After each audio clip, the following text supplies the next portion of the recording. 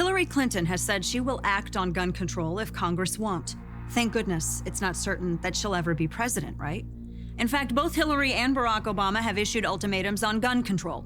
USA Today recently highlighted some key points of Hillary's gun control plan, which include, quote, repealing laws that prevent victims of gun violence from holding negligent manufacturers and dealers accountable, which why not just sue the murderer? Providing more funding to increase inspections of gun stores, which is already a law for FFLs, and a plan to revoke the licenses of dealers that knowingly sell to traffickers and straw purchasers, again, already a law. It must be Hillary's strong passion for straw purchase prosecution that has prevented her from speaking out on the murder of Omaha cop Kerry Orozco. Orozco was murdered by Marcus Wheeler, a repeat offender, a gang member with a storied violent record. Wheeler was a prohibited possessor, and his gun was supplied by his girlfriend, 26-year-old Jalita Johnson. Wheeler gave Johnson the money and told her what to buy. Johnson knew he was a felon, knew it was illegal, and yet did it anyway. Orozco and two other officers were attempting to apprehend Wheeler when he opened fire on them. Killing Orozco, officers returned fire, killing Wheeler. It was Wednesday when Officer Kerry Orozco, a 7-year veteran of the Omaha police force, was serving a warrant when the shooting began. Helping officer, lost her down.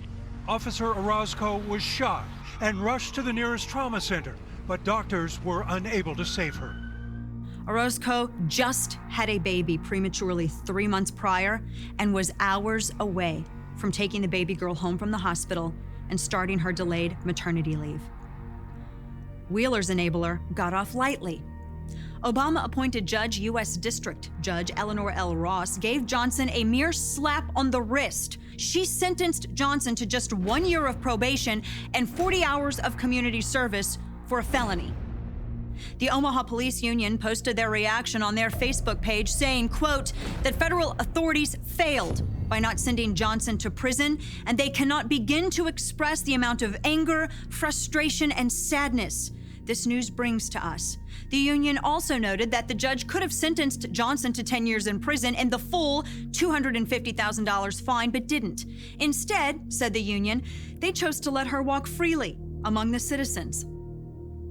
President Obama hasn't called Orozco's family, despite saying through his spokesman, Jay Carney, a few years earlier, quote, when it comes to straw purchases, again, this is about enforcing the law. If you have individuals who are routinely buying weapons as straw purchasers on behalf of criminals who cannot buy weapons themselves because of their criminal record, that's a violation of the law, and we ought to take action to ensure that the law is enforced.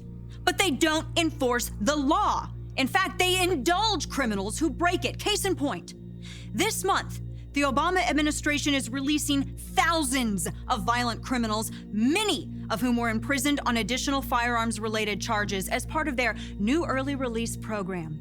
So where is the deterrent for breaking the law?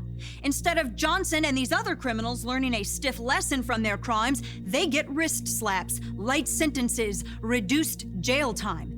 This is what is wrong. The problem isn't with the law abiding. The problem is that those who are entrusted with power refuse to enforce the law so they can simultaneously claim that the law isn't working, which is why we need something stronger. Not upholding the law is part of their plan to further restrict rights. We don't need gun control.